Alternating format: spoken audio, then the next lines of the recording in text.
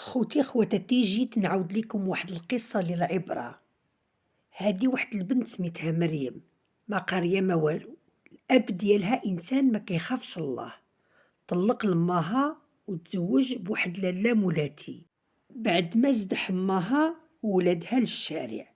المهم في عمر صغير لقات مريم راسها مسؤولة على ماها مريضة وعلى خوتها صغار.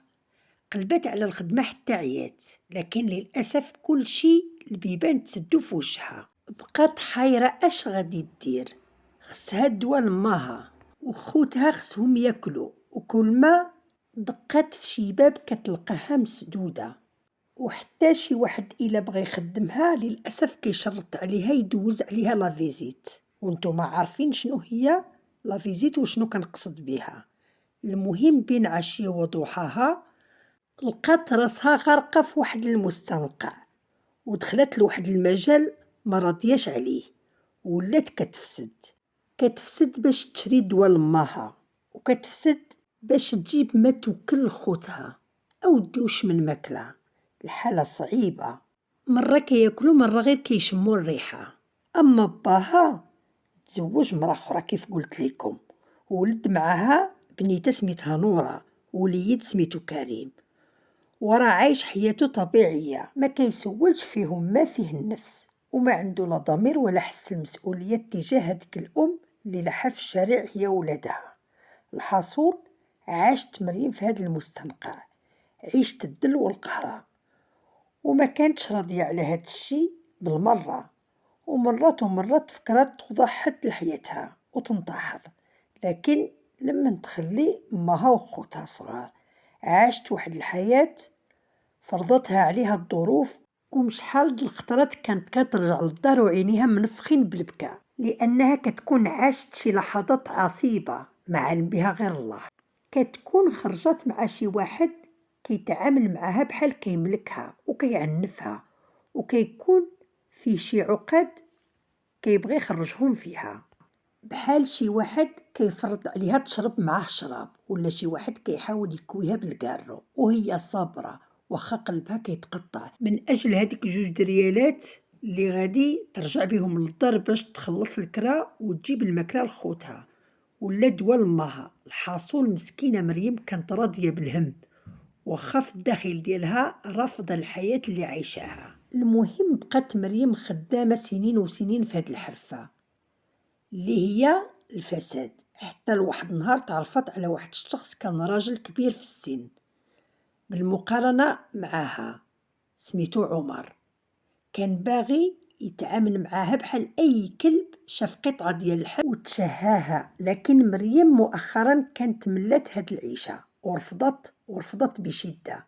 لكن عمر كان مصر يطيحها في الشبكة، وفاش يأس خبرها بلا راه ناوي معاها الزواج، وتمات مسكينة فرحات. وخا كان كبير عليها في السن بشي 25 عام، كانت على الأقل غادي تجمع من الزنقة وتستر راسها، وفي نفس الوقت لقى اللي عاونها على امها وخوتها.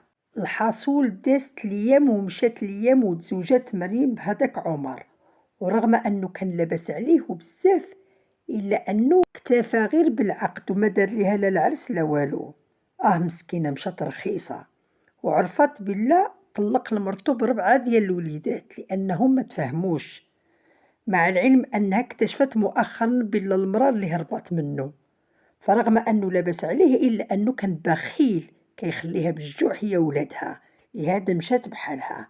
اما مريم مسكينه يلا ضربت معاه شي عام، اكتشفت بلا ما كيسواش وكيخونها، وفاش واجهاتو مرضاش، وتماك بدا العد العكسي، ولا كيعنفها وكيعايرها بالزنقه ومن بلاصه اللي جابها منها.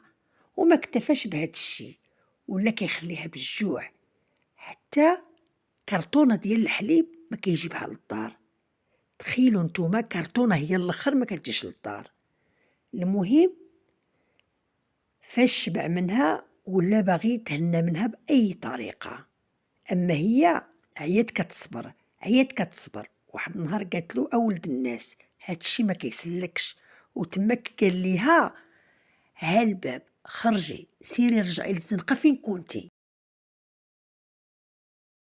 قالت له اش كتقول؟ قال لها الا ما عجبتكش العيشه رجعي للزنقه فين كنتي وعيشي تماك. المهم حاولت تصبر معاه بزاف، لكن للاسف كل نهار كيزيد كيكرفس عليها، حتى لواحد النهار وهو كيعطي ليها الورقه ديال الطلاق وكيقول ليها راكي مطلقه. تخيلوا طلق ليها غيابي بلا ما تاخد اي مستحقات ديالها وازدحال الشارع. وهكا مسكينه مريم لقات راسها في الزنقه من جديد، وحست بالغضب وبخيبه امل وبكات بزاف، لكن باش غادي ينفعوها البكا.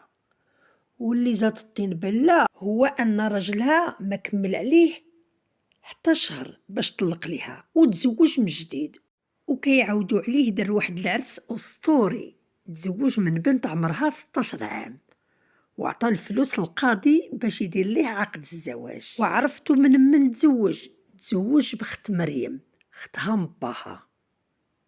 تخيلوا دابا نتوما الندالة فين وصلت والحقارة فين وصلت. تقولوا نتوما ما كاينه غير خت مريم. خوتي تزوج من خت مريم عمرها 16 عام، وبين مريم كان راجل ما كيسواش وطماع. تلاقاه هو وبنته نورة مع الرجل اللي طلق لبنته مريم، وبعد ما دارت بيناتهم الهضره عطى الحق لهداك عمر. تخيلوا دابا الاب عطى الحق البراني وخلى بنته اللي والد من كرشو. اما هداك عمر لقاها فرصه مناسبه، ما كانش كينزل عينو من البنت، وفي الاخر قال له هاد بنتك زوينه واش غادي تعطيها ليا؟ ناوي الحلال. وتخيلوا البنت مرات 16 عام، والاب الحمار حاشاكم حين تعارف بالله هذاك عمر لاباس عليه بزاف وعنده الوراق للخارج. قال له غادي نعطيها لك الا كنتي غادي تديها للخارج.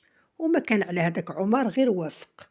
واش السيد لقى البنت بحال البلاره ويقول لا، وهكا الاب الطماع باع بنته لطليق بنته الاولى، وما فكرش ولو مجرد تفكير في المشاعر ديال بنته مريم. الكراهيه ديالو ليها ولمها خلاتو دمر حياة بنته الثانيه. حقا عنده الفلوس، لكن مولات 16 عام يديها مول 45 عام، اللهم هذا منكر. اما مريم مسكينه فاش عرفت هذاك الشيء اللي دار طليقها وهذاك الشيء اللي دار باه الطماع تصدمات وما عجبلهاش الحال، ما كانش عندها الخطر حتى لشي حاجه، وقلبها كان محروق ما علم بها غير الله. وعرفت بلا الرجاله ما فيهم الثقه، وما قدرتش تستوعب هذاك الشيء اللي دارت ليها اختها، مهما كان راح اختها، خاصه فاش كتجي ليها الصوره ديالها في البال متزوجه بالطليق ديالها. زعما ما لقات غير هذاك باش تزوج بيه. ومريم مسكينه واخا قلبها محروق ما كتقول غير لا حول ولا قوه الا بالله. وهذه هي قصتها، قصه الاخت اللي غدرات اختها وخدت ليها الراجل. خوتي خواتاتي ما تنسونيش باللايك ديالكم وتضغطوا على الجرس، وجزاكم الله كل خير، والى اللقاء في قصه واقعيه اخرى.